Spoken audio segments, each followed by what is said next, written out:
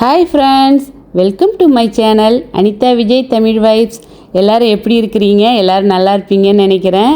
இன்றைக்கி நீங்கள் இந்த வீடியோவில் பார்க்க போகிறது என்ன அப்படின்னா, ஒரு குக்கிங் விலாக் தாங்க பார்க்க போகிறீங்க. நான் இன்றைக்கி காலையில் எழுந்தோன்னே வழக்கம் போல் லெமன் ட்ரிங்க் தான் எடுத்துக்கிட்டேன். என் ஹஸ்பண்டுக்கு வந்து டீ போட்டு கொடுத்துட்டு தென் அவங்களுக்கு பிரேக்ஃபாஸ்ட்டுக்கு வந்து சிறுதானிய தோசையும் தேங்காய் சட்னியும் வச்சு கொடுத்தேங்க. தென் அவங்க ஆஃபீஸ்க்கு போன பிறகு தான் நமக்கு கொஞ்சம் ஃப்ரீயாக இருக்கும். ஸோ அதுக்கப்புறம் தான் நான் வந்து குளித்து முடிச்சுட்டு அப்படியே டீ எல்லாம் குடிச்சிட்டு நான் வந்து லஞ்சு குக் பண்ண ரெடி ஆகிட்டேன். வாங்க வீடியோக்குள்ளே போகலாம். Hi friends, good morning to all. இன்றைக்கி வந்து ஆடி கிருத்திகை. இன்றைக்கி வந்து நான் ஸ்பெஷலாக என்ன குக் பண்ண போகிறேன் அப்படின்னா, வெஜிடேரியன் தான், வடை பாயசம் தான் குக் பண்ண போகிறேங்க. முக்கியமான ஃபாஸ்டிங் டேஸு, அதுக்கப்புறம் ஃபெஸ்டிவல் டேஸ், இந்த மாதிரி டயத்தில் தான் வந்து அந்த டேயில் தான் வந்து நான் வந்து ஸ்பெஷலாக வந்து நிறையா குக் பண்ணுவேன். அதர்வைஸ் நானும் என் ஹஸ்பண்டு மட்டும் இருக்கிறதுனால சிம்பிளான குக்கிங் தான் ஆல்வேஸ் இருக்கும். ஸோ அதனால தான் என்னுடைய சேனலில் வந்து நிறைய குக்கிங் வராது, குக்கிங் வீடியோஸ் வராது. இந்த மாதிரி ஸ்பெஷல் டேஸில் வந்து நான் குக் பண்ணும்போது அந்த வீடியோ வந்து உங்களோட நான் ஷேர் பண்ணிக்கிறேன். ஃபஸ்ட்டு நம்ம காலையில் ஏஞ்சோன்னு குளித்து முடிச்சுட்டு ஒரு டீயோட இந்த டேயை வந்து ஸ்டார்ட் பண்ணுவோம். டீயை நல்லா என்ஜாய் பண்ணி சோஃபாவில் உட்காந்து டீயை குடிச்சிட்டு வந்துடுறேன். தென் அப்புறமா குக்கிங் வந்து ஆரம்பிக்கணும். ஃபஸ்ட்டு ரைஸ் வந்து நல்லா கலஞ்சி வச்சுருக்கேன் சாதம் வடிக்கிறதுக்கு. தென் கீரை பொரியலுக்கு நேத்தியே வந்து கீரையெல்லாம் கட் பண்ணி வச்சாச்சு. கேரட் பீன்ஸ் பொரியலுக்கும் காயெல்லாம் கட் பண்ணி வச்சுட்டேன். பருப்பு வேக வச்சுட்டேன். அதே மாதிரி எல்லா சமையலுக்கும் தேவையான வெங்காயம், பச்சை மிளகாய், தக்காளி இதெல்லாம் வந்து அழகாக வாஷ் பண்ணி க்ளீன் பண்ணி வச்சுட்டேன். இதெல்லாம் முதலே செஞ்சு வச்சுட்டோன்னா குக் பண்ணும்போது ஈஸியாகிடும். வடைக்கு 2 hours பிஃபோராகவே நான் வந்து ஊற வச்சுட்டேங்க. சமையலுக்கு தேவையான கருவேப்பிலை வாஷ் பண்ணி வச்சுட்டேன், கொத்தமல்லி தழையும் வாஷ் பண்ணி வச்சுட்டேன், புளியும் ஊற வச்சுட்டேன். ஸோ இனிமேல் குக்கிங்கை வந்து ஸ்டார்ட் பண்ண வேண்டியதான். டக் டக் டக் டக்குன்னு இந்த ஸ்டாண்டை யூஸ் பண்ணி இன்றைக்கி வந்து ஷூட் பண்ணுறேன். பார்ப்போம் எப்படி வந்திருக்கு அப்படின்னு சொல்லிட்டு. ஆனியன், தக்காளி, பச்சை மிளகாய் இதெல்லாம் வந்து நான் கட் பண்ணி எடுத்துகிட்டு வந்துடுறேங்க. ஸோ சாம்பாருக்கு, பொரியலுக்கு இதுக்கெல்லாம் வந்து ஆனியன் கட் பண்ணி ரெடியாக வச்சுட்டேங்க. இனிமேல் சமையல் ஆரம்பிக்க வேண்டியது தான். பருப்பு வந்து நல்லா குழைவாக வெந்துருச்சிங்க. அதிலேருந்து கொஞ்சமாக பருப்பு நெய்க்கு கொஞ்சமாக பருப்பு எடுத்து வச்சுக்கிட்டேன். எப்போதுமே இந்த மாதிரி சாமிக்கு படைக்கும்போது நான் கொஞ்சமாக பருப்பு நெய்க்கும் சேர்த்து தான் வந்து துவரம்பருப்பு வந்து வேக வைப்பேன். நான் வந்து இன்றைக்கி வெங்காய சாம்பார் தாங்க வைக்க போகிறேன். ரொம்ப சிம்பிளான ரெசிபி தான் இது. ஆல்ரெடி நான் வந்து என்னுடைய சேனலில் போஸ்ட் பண்ணியிருக்கேன்.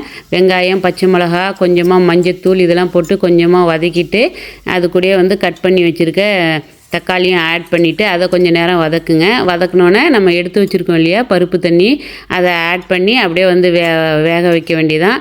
வெந்தோடனே நம்ம வந்து புளியும் அதுக்கப்புறம் பருப்பும் ஆட் பண்ணிக்கலாம். அது வேகிற வரைக்கும் நான் வந்து அப்படியே பேரலாக கீரை பொரியல் பண்ணுறதுக்காக வானலியை போட்டிருக்கேன். வானல் காஞ்சோன்னே எண்ணெய், கடுகு, உடைச்ச உளுத்தம்பருப்பு, அதுக்கப்புறம் காரத்துக்கு ஏற்ற வரமிளகாய் இதெல்லாம் சேர்த்து நல்லா பொரிஞ்சோன்னே கட் பண்ணி வச்சுருக்க பெரிய வெங்காயத்தையும் ஆட் பண்ணிக்கோங்க. அப்புறம் தேவையான அளவுக்கு உப்பு ஆட் பண்ணி கொஞ்சம் நேரம் அந்த வெங்காயத்தை வதக்கிட்டு, வெங்காயம் வந்து ஓரளவுக்கு வதங்கினா போதுங்க. அது கூட அதுக்கப்புறம் நம்ம கட் பண்ணி வச்சுருக்கிற இந்த கீரையை வந்து ஆட் பண்ணிக்க வேண்டியதுதான். நான் வந்து இங்கே தண்ணி வந்து ஆட் பண்ண மாட்டேங்க, ஏன்னா கீரையில் இருக்க வாட்டரே வந்து போதுமான அளவுக்கு இருக்கும். ஸோ அப்படியே கொஞ்சம் நேரம் வந்து மூடி வச்சுட்டேன். இங்கே வந்து நான் வந்து புளி ஊற வச்சுருந்தேன் இல்லையா, அதை வந்து கொஞ்சமாக கரைச்சி அந்த பருப்போடு ஆட் பண்ணிக்கிட்டேன். அது கூட சாம்பாருக்கு எவ்வளோ தேவைப்படுமோ அந்த அளவுக்கு சால்ட் வந்து ஆட் பண்ணிக்கிட்டேங்க. அப்பப்போ அப்படியே வந்து இந்த கீரையும் வந்து கிளறி விட்டுக்கணுங்க.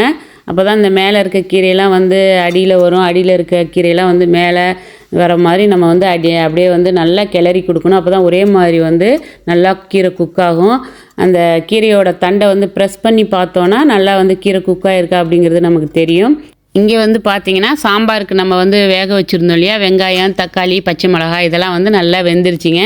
அது கூட வந்து பருப்பு, புளித்தண்ணி, உப்பு இதெல்லாம் வந்து ஆட் பண்ணி வச்சுருந்தோம் இல்லையா, அந்த கலவையை வந்து மிக்ஸ் பண்ணிக்கிட்டால் சாம்பார் ரெடி. சாம்பார் வந்து எந்த அளவுக்கு தண்ணியாக இருக்கணுமோ அந்த அளவுக்கு வந்து தண்ணியும் ஆட் பண்ணிக்கணும். தென் வந்து தாளித்து விட்டுடலாங்க. எப்போதும் போல் வந்து எண்ணெய், கடுகு, பெருங்காயம், கொஞ்சம் வந்து காரத்துக்கு வரமிளகாய், அதுக்கப்புறம் கருவேப்பிலை இதெல்லாம் போட்டு நான் வந்து சாம்பார் வந்து தாளித்து விட்டுட்டேன். இது வந்து ஒரு 5 மினிட்ஸ் கொதிச்சா போதும், சாம்பார் வந்து ரெடி ஆகிடுங்க. பேரலெல்லாம் அப்படியே வந்து கீரை நல்லா வந்து குக் ஆகிடுச்சா அப்படின்னு சொல்லிட்டு நான் அப்பப்போ வந்து செக் பண்ணி பார்த்துட்டு இருந்தேங்க. அது இன்னும் கொஞ்சம் வேகிறதுக்கு கொஞ்சம் டைம் எடுக்கும் போல் இருக்குது.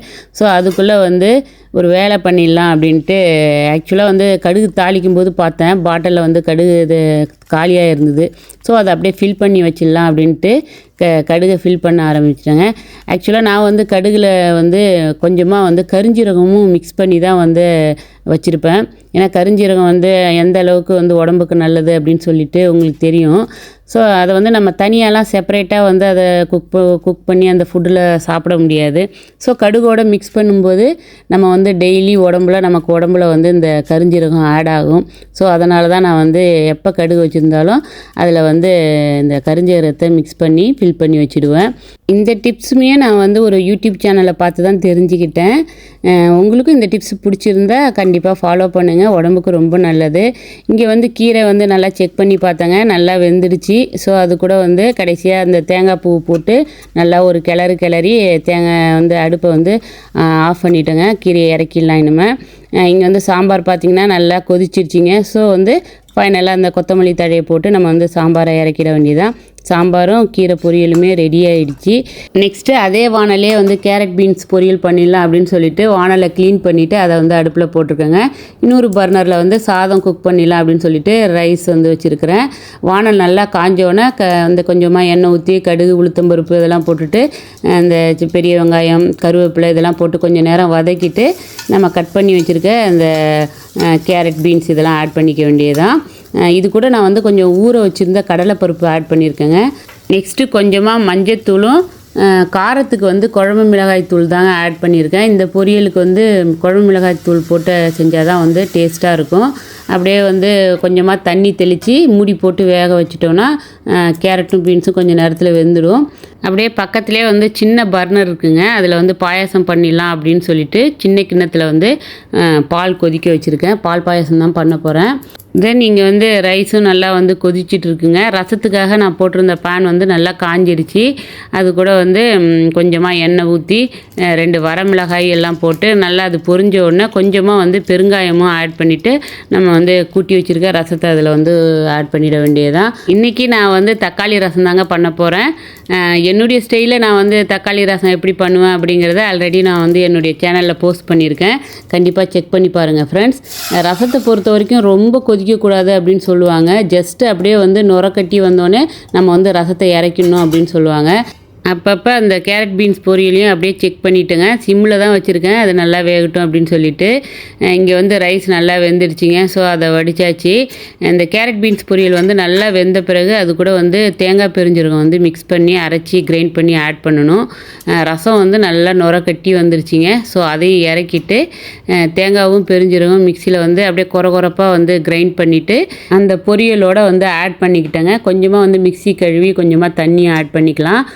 தென் வந்து இந்த பொரியலுக்கு தேவையான சால்ட் ஆட் பண்ணிக்கணுங்க. ஃபைனலாக தான் வந்து சால்ட் ஆட் பண்ணுறேன். ஏன்னா பிஃபோராக வந்து சால்ட் ஆட் பண்ணால் அந்த அளவுக்கு வந்து காய்கறி வந்து வேகாது.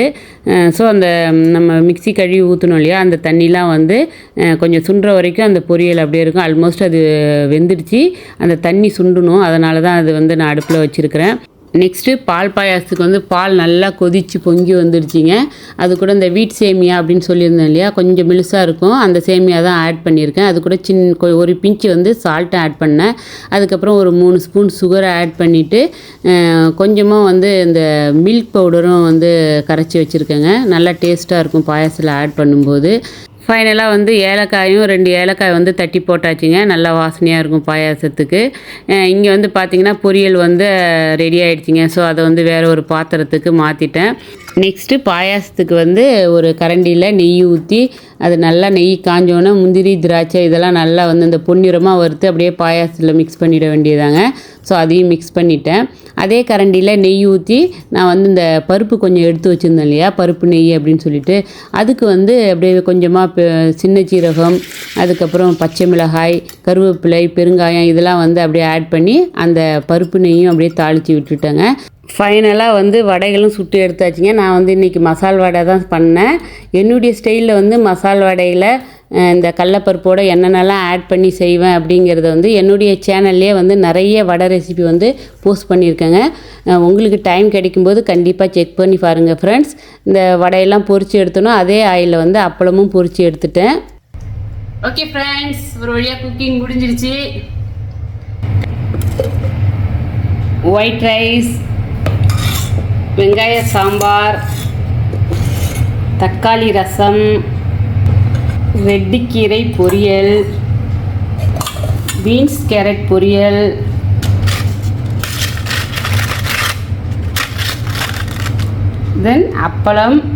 தென் மசால் வடை, அப்பளம், பருப்பு நெய்,